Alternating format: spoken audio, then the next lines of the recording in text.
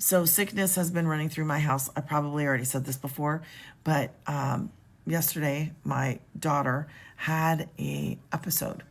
So she said, "Mom, it's happening again." And her hands look like they are bigger to her.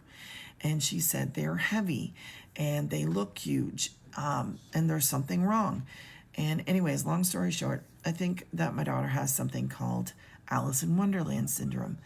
It distorts your environment, what you're used to seeing, and it's caused by fevers and migraines, and it's temporary and there's no cure. Anyway, so I prayed with her, I sat with her, and I said to her, I want you to remember this, and I want you to remember this too, okay?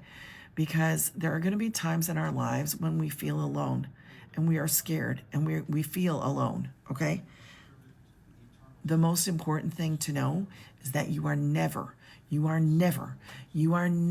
alone when you have God, because greater is He who lives in you than he that's of this world.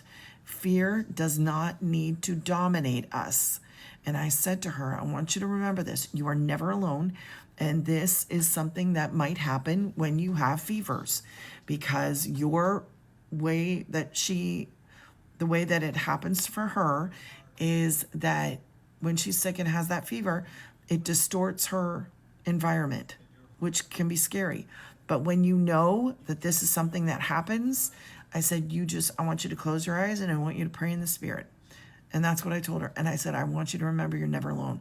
So if you ever feel alone, I want you to remember you are never